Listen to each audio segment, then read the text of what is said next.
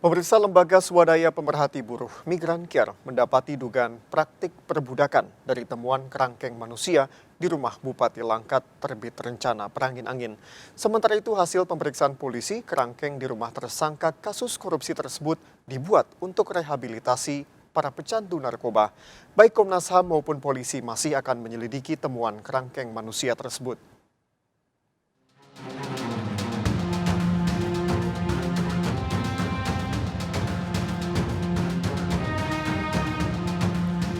Inilah kerangkeng manusia yang dibuat oleh Bupati Langkat terbit rencana perangin angin.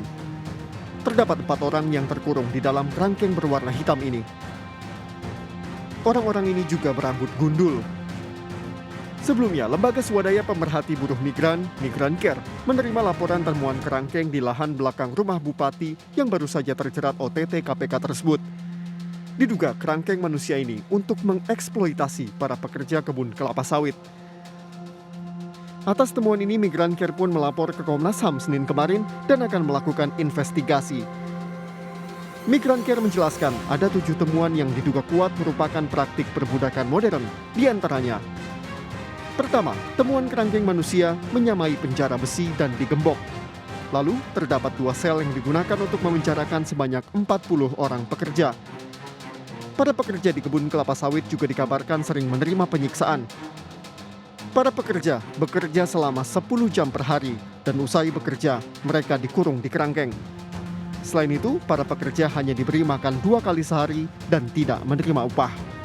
Ada pekerja sawit yang bekerja di ladangnya yang ternyata kita menemukan 7 perlakuan kejam dan tidak manusiawi yang kita duga sebagai perbudakan modern dan juga perdagangan manusia. Pertama adalah Bupati itu membangun semacam penjara gitu ya, kerangkeng di dalam rumahnya. Kepada para pihak, khususnya pihak-pihak yang punya kewenangan, khususnya kepolisian di wilayah di sana, untuk satu memastikan bahwa kondisi minimal 40 orang ini ada keberadaannya, sehingga ketika kami datang ke sana bisa menjelaskan di mana mereka, karena itu bagian dari tugas kepolisian. Sementara itu, Kabid Humas Polda Sumatera Utara Kombes Pol Hadi Wahyudi membenarkan adanya kerangkeng manusia di kediaman rumah Bupati Langkat yang sudah berdiri sejak 2012 lalu. Namun, keterangan sementara yang didapat polisi, kerangkeng tersebut dijadikan untuk tempat rehabilitasi bagi pencandu narkoba. Namun, hingga kini, polisi masih terus mencari fakta-fakta lain. Tempat itu sudah ada sejak tahun 2012.